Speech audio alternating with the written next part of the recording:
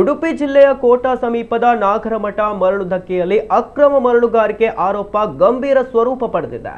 ಸ್ಥಳೀಯರ ದೂರಿನ ಮೇರೆಗೆ ಕರ್ನಾಟಕ ಲೋಕಾಯುಕ್ತ ಸೂಚನೆಯಂತೆ ತಜ್ಞರ ಸಮಿತಿ ಸ್ಥಳ ಪರಿಶೀಲನೆ ನಡೆಸಿ ಸಮಗ್ರ ವರದಿ ಸಿದ್ಧಪಡಿಸಿದೆ.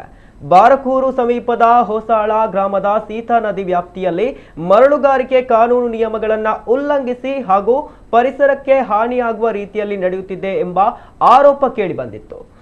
ಈ ಕುರಿತು ಸ್ಥಳೀಯರಾದ ಗಣೇಶ್ ಶೆಟ್ಟಿ ಲೋಕಾಯುಕ್ತಕ್ಕೆ ದೂರು ನೀಡಿದ್ದರು. ವಿವಿಧ ಇಲಾಖೆಗಳ ಅಧಿಕಾರಿಗಳು ಹಾಗೂ ತಜ್ಞರನ್ನ ಒಳಗೊಂಡ ಜಂಟಿ ಸಮಿತಿಯನ್ನ ಲೋಕಾಯುಕ್ತರು ರಚಿಸಿ ಸ್ಥಳ ಪರಿಶೀಲನೆಗೆ ಆದೇಶಿಸಿದ್ರು. ಅದರಂತೆ ಸಮಿತಿ ಮೇ 21ರಂದು ದೋಣಿ ಮೂಲಕ ಮರಳುಗಾರಿಕೆ ಪ್ರದೇಶಕ್ಕೆ ಭೇಟಿ ನೀಡಿ ಪರಿಶೀಲನೆ ನಡೆಸಿತು.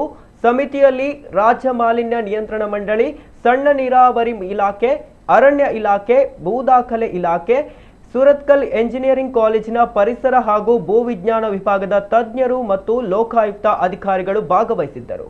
ಮರಳುಗಾರಿಕೆಯಲ್ಲಿ ನಡೆದಿರುವ ಅಕ್ರಮಗಳ ಸ್ವರೂಪ, ಪರಿಸರ ಹಾನಿ, ಪರಿಸರ ವ್ಯತ್ಯಯ ಹಾಗೂ ಸರ್ಕಾರದ ಖಜಾನೆಗೆ ಸಂಭವಿಸಿರುವ ಆರ್ಥಿಕ ನಷ್ಟದ ಪ್ರಮಾಣವನ್ನು ಅಂದಾಜು ಮಾಡಿ ವರದಿ ನೀಡುವಂತೆ ಲೋಕಾಯುಕ್ತ ಸೂಚನೆ ನೀಡಿತ್ತು. ಉಡುಪಿ ಲೋಕಾಯುಕ್ತ ಪೊಲೀಸರು ನಡೆಸಿದ ಪರಿಶೀಲನೆಯಲ್ಲಿ ಕೂಡ ಅಕ್ರಮ ಹಾಗೂ ಕಾನೂನು ಬಾಹಿರ ಚಟುವಟಿಕೆಗಳು ನಡೆದಿರುವುದಾಗಿ ಉಲ್ಲೇಖಿಸಲಾಗಿತ್ತು. ಸ್ಥಳ ಪರಿಶೀಲನೆ ನಡೆಸಿದ ತಜ್ಞರ ಸಮಿತಿ ಸಿದ್ಧಪಡಿಸಿರುವ ವರದಿ ಆಧಾರದಲ್ಲಿ ಮುಂದಿನ ಕ್ರಮ ಕೈಗೊಳ್ಳುವ ಸಾಧ್ಯತೆ ಇದೆ.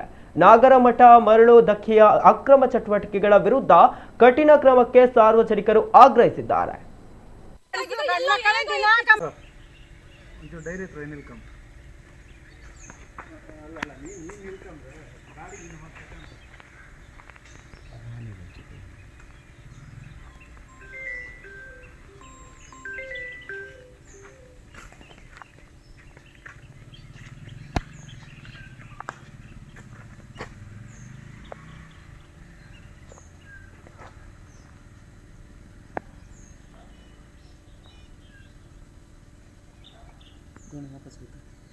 ಬರ್ತಾರೆ ನಾವು